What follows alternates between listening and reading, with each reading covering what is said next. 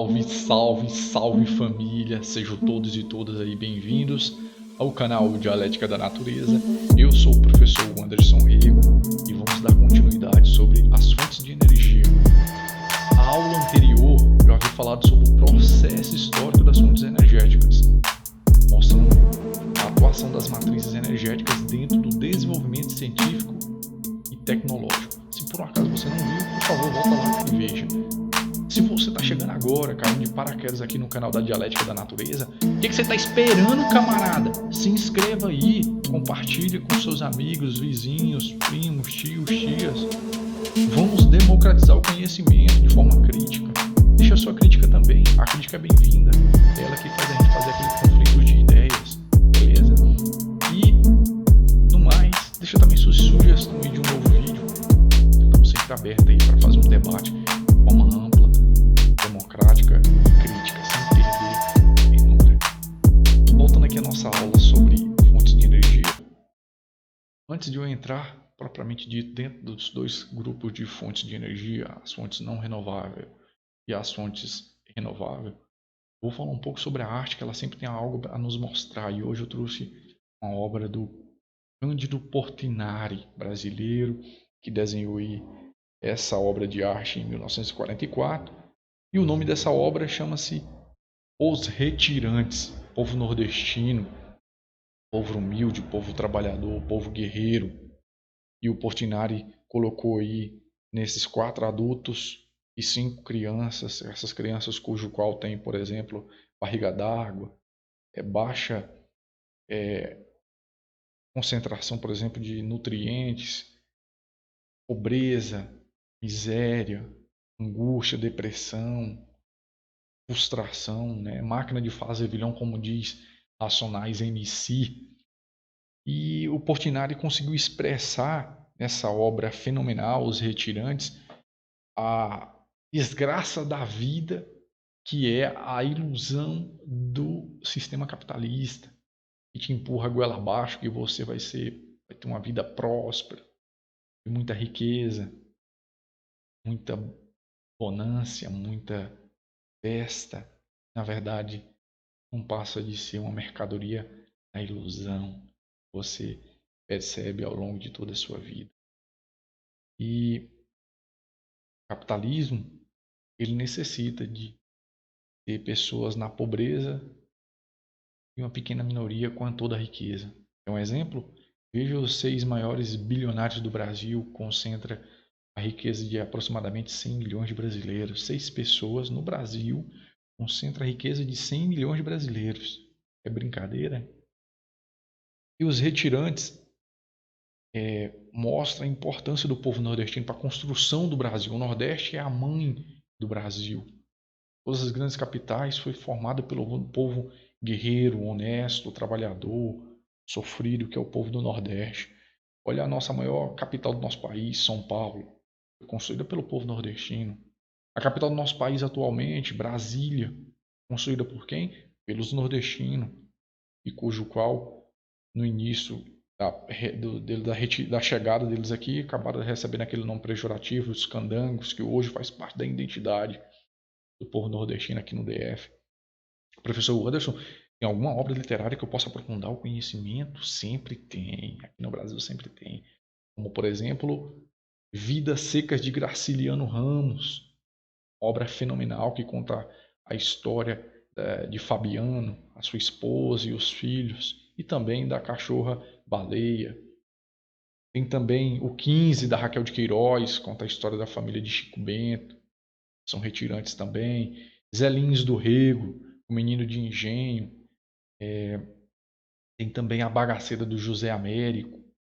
Tem também João Cabral de Melo Neto, vida e obra de Severino, se eu não me engano, hein? Se eu não me engano. Então, tem Ariano Suassuna com Alto da Compadecida. São obras assim ontológicas, são obras clássicas para a gente entender a história do povo nordestino, as desgraças da vida e as dores que ultrapassa a nossa alma e fere o nosso ser.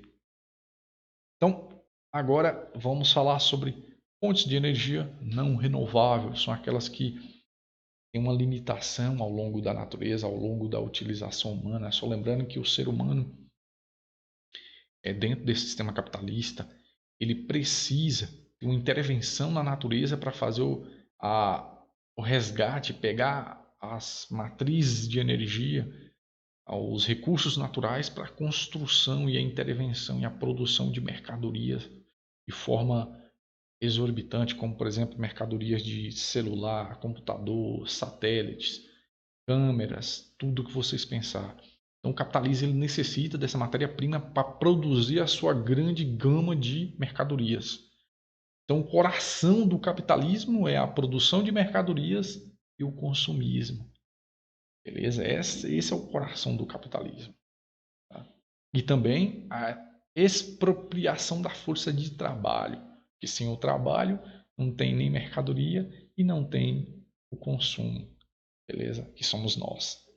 Bom, então a energia não renovável são aquelas produzidas a partir de fontes de energia que se esgotam na natureza, portanto causando diversos impactos ambientais. No capitalismo ele proporciona isso, os impactos ambientais. Então vamos parar com esse papo furado de vamos pensar num capitalismo sustentável, num capitalismo mais humano, não existe.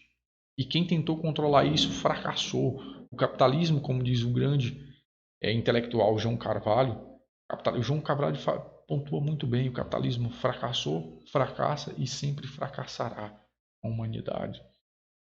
E temos aí duas matrizes, as matrizes orgânicas, de fonte vegetal e animal, e a matriz radioativa, que é a energia termonuclear que vamos ver futuramente. Nas imagens dá para a gente ver o lixo da energia nuclear, temos também a imagem do planeta Terra sendo jogada ali nas usinas nucleares, a poluição, o CO2 que vai contribuir, por exemplo, para o aquecimento global. E esse meme ali do Eduardo Muck, o grito, né, de desespero, o grito dos angustiados, o grito daqueles que nunca foram ouvidos. É uma obra também fenomenal chamada Ensaio sobre a Cegueira de José Saramago. Saramago expressa muito bem que a sociedade capitalista dosam e distribuem a pílula do cinismo, né? Ninguém vê nada, ninguém ouve nada, ninguém fala nada. Dando prosseguimento, vamos agora fazer um regresso na história geológica da Terra para a gente ver qual foi o momento da formação das bacias sedimentares. A Terra surgiu aproximadamente 4,5 bilhões de anos atrás. Na ponta da seta tem a data aproximada do surgimento e da formação das primeiras bacias sedimentares. São as bacias sedimentares que vão produzir, por exemplo, toda a fonte dos combustíveis fósseis, tá? 250 milhões de anos atrás. E toma essa aí com perna longa debochada. Então, a formação dos combustíveis fósseis está totalmente associado à decomposição da matéria orgânica. E isso eu estou falando de plâncton, fitoplâncton, plantas, organismos, os animais. Tudo isso foi fundamental para formar as bacias sedimentares. Então, as bacias sedimentares são a origem de todos os combustíveis fósseis. Ok? Estamos vendo ali uma camada de rocha, outra camada embaixo, da formação das bacias sedimentares e a produção ao longo do tempo. Tá? Então, o petróleo ele tem uma vida útil. Ele vai ter o seu fim. Né? A natureza não vai conseguir recompor essa perda e esse grande consumo dessa matriz energética ao longo de milhões e milhões de anos para formar novamente. E por último, a Mona Lisa debochada. Então vamos começar a falar sobre o petróleo. É pedra que libera óleo, esse é o significado do petróleo. Então a origem do petróleo são as bacias sedimentares, composição química do petróleo os hidrocarbonetos. Então o petróleo ele é uma mistura de carbono e hidrogênio. Beleza? E o petróleo foi utilizado desde os primórdios da humanidade. E o petróleo é a matéria-prima para praticamente tudo que conhecemos hoje, de vela a remédio, roupa, sapato, pneus, e vamos ver aqui alguns derivados do petróleo. A gasolina, o gás liquefeito, esse gás de cozinha, o querosene, o óleo diesel, a nafta petroquímica, o asfalto e mais aqui derivados do petróleo, ó, plástico, tecido, borracha, essência de perfume, corantes, detergentes, medicamentos, inseticidas, fertilizantes, explosivos, tintas e colas. Então, olha só a importância do petróleo para a produção de bens e mercadorias que temos hoje na condição da vida cotidiana. Creio eu que vocês nem sabiam que, por exemplo, dava para fazer do petróleo tecido para roupa, essência para perfume, medicamentos, inseticidas, perdão. Temos mais ali, ó, derivados do petróleo. O petróleo é a matéria-prima hoje para praticamente tudo, tá? Então é de extrema importância. Vamos lá andar aí e falar agora sobre o carvão mineral. Então, beleza. A primeira revolução industrial que eu mencionei com vocês na aula anterior foi marcada principalmente por a utilização de uma matriz energética, no caso, o carvão mineral. O carvão mineral foi fundamental para esse primeiro desenvolvimento científico e tecnológico. E o surgimento da máquina a vapor e do tear mecânico. Beleza? Então, vamos lá então. A origem do carvão mineral também é formado pelas bacias sedimentares e de hidrocarbonetos. E o carvão mineral tem uma importância gigantesca na indústria, no desenvolvimento industrial, na malha ferroviária, principalmente. Xisto betuminoso. Hoje, o xisto betuminoso está muito propício a substituir, por exemplo, o petróleo. Tá? Professor, quem é o maior produtor de xisto hoje no mundo? Só lembrando que dá para extrair do xisto, por exemplo, gasolina. Beleza? O país que tem a maior concentração de xisto betuminoso hoje no mundo chama-se Estados Unidos. Depois o Brasil. A composição química dele também das bacias sedimentares e de hidrocarbonetos. Gás natural também de origem das bacias sedimentares, composição química de hidrocarbonetos e na utilização da indústria, do consumo social e tendo hoje aí a Rússia como a maior produtora de gás natural do planeta, beleza? Você que fornece gás natural aí para toda a Europa.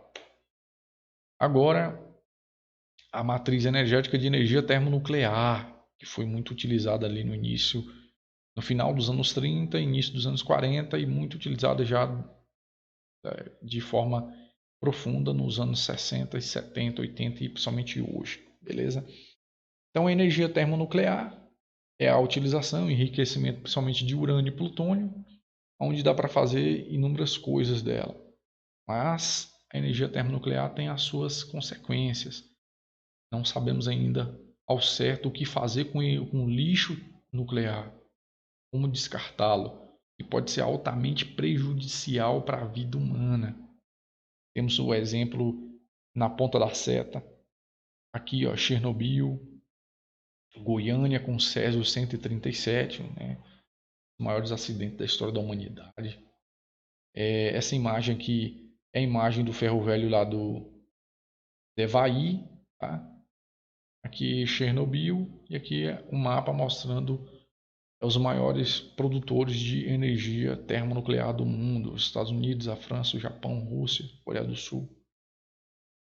Só fazendo aqui um resgate de Goiânia, como faz parte aqui do Brasil. O que aconteceu em Goiânia foi que um hospital velho deixou no centro de Goiânia, abandonou lá uma cápsula contendo Césio 137 dentro de um chumbo. E aí 2 jovens pegou esse chumbo e foi vender num ferro velho, o ferro velho do Devaí. E lá o Devaí, já antes, né, os jovens tinham encontrado uma marmita cheia de Césio 137, parecendo carvão, pólvora. Eles colocaram na mão e à noite ela brilha, né? Brilha por quê? No escuro ela brilha. Liberação de radiação. E aí o Devaí ficou encantado com aquela luz azul, né? Sem conhecer a letalidade que aquilo causa para a vida humana, para os tecidos, para as células. Ele ficou encantado com aquilo. E aí começou os primeiros sintomas, queda de cabelo, queimadura de segundo grau, náuseas e assim por diante. Ele pegou um pouco do césio, deu para um amigo dele, o amigo dele levou para casa dele e a família dele ficou encantada com aquela luz azul à noite. E a filhinha dele, a Lady das Neves, pegou um pouco desse césio, colocou no ovo e comeu. A Lady das Neves foi uma das mais acometidas pelo césio, da radiação do césio 137. Tanto é que o cadáver dela, né, depois que ela veio a óbito, enterrado lá em Abadiânia, grande parte dos restos ali do Ferro Velho, do próprio Devaí e outras pessoas. E só lembrando que o trem foi uma negligência assim tão brutal com o povo em Goiânia que na época o prefeito era o Ides Rezende, aquele cacique, aquele coroné. Então o Ides Rezende parou a cidade por causa de uma estocar que ia acontecer. E essa cidade ficou parada por uma semana. Só que a vigilância sanitária só veio perceber a gravidade do problema depois de alguns dias. E aí começou, né, todo o preconceito com o povo goiano. Bom, dando prosseguimento no pensamento, vamos falar agora das fontes de energia renováveis. São aquelas fontes que se regeneram espontaneamente através da intervenção humana, são consideradas energias limpas, são a alternativa para substituir essas matrizes poluidoras que causam grande impacto ambiental. E aí a gente pode mencionar aqui a energia eólica, a energia solar, energia hidroelétrica, beleza?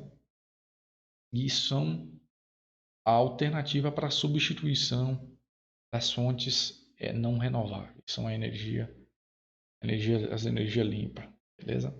Vamos então entender aí a energia hidroelétrica, a energia que tem como base a força dos rios.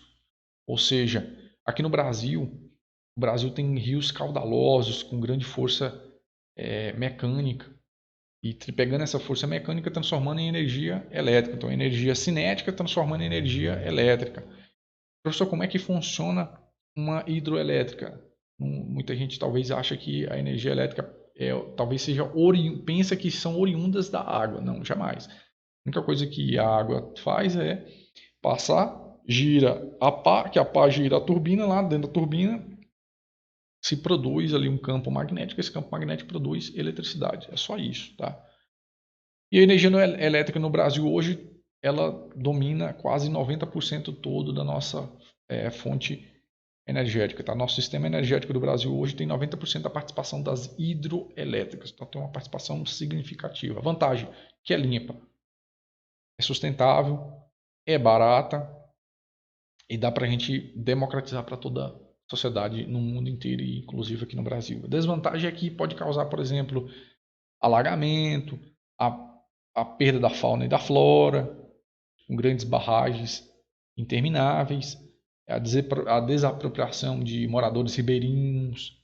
Então pode ter essas causas aí ambientais. Aqui no Brasil hoje temos, por exemplo, a Itaipu, a maior hidroelétrica aqui da América do Sul.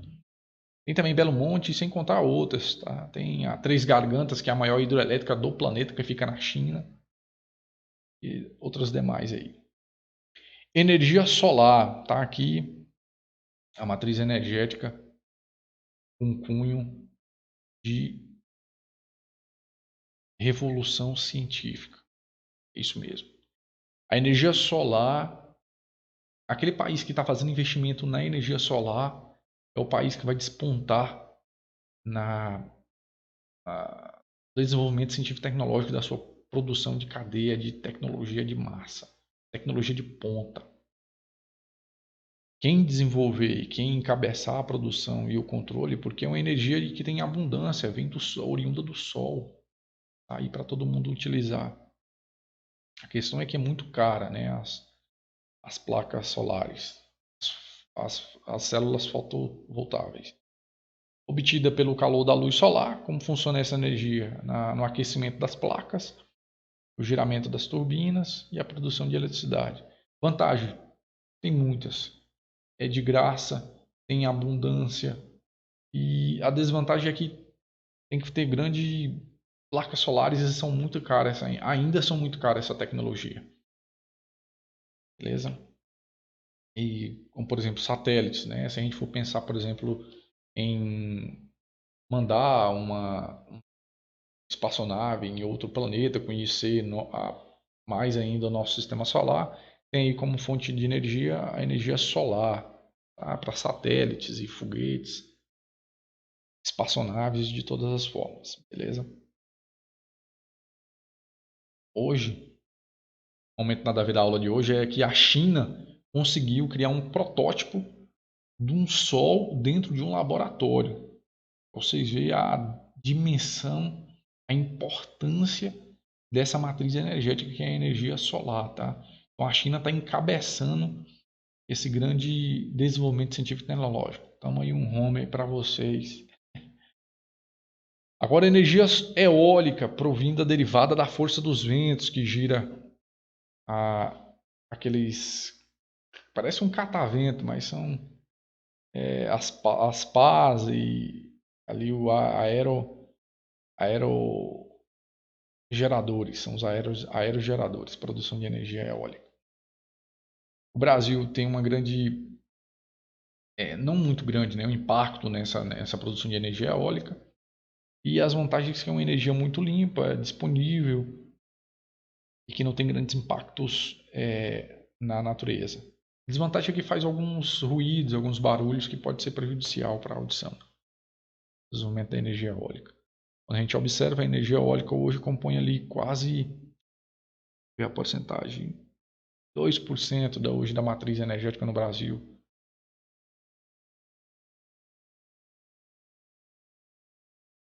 Bom, energia de biomassa procedente da matéria orgânica, né, da decomposição. Olha, eu vou dar um exemplo aqui hoje da energia de biomassa, é o caso do etanol, né? Utilizamos hoje muito essa fonte energética, beleza? Desvantagens, temos, por exemplo, os restos e as vantagens são essa, que é uma energia limpa, disponível e que o Brasil tem uma grande produção. A energia de marés e oceanos, que isso vem das ondas, natural das forças das ondas. Movimenta as placas giram a turbina produz ali essa eletricidade. E a energia de hidrogênio provém da reação de hidrogênio e oxigênio que libera energia. Como funciona essa energia na produção? Está aqui também uma fonte muito disponível, barata, limpa, que tem um grande poder potencial energético. Pode substituir. Bom, chegamos ao fim da nossa aula de hoje. Quero já agradecer a todos e todas pela participação, pela compreensão. E logo mais vamos ter aí mais aulas, beleza? Aquele forte abraço, valeu, falou!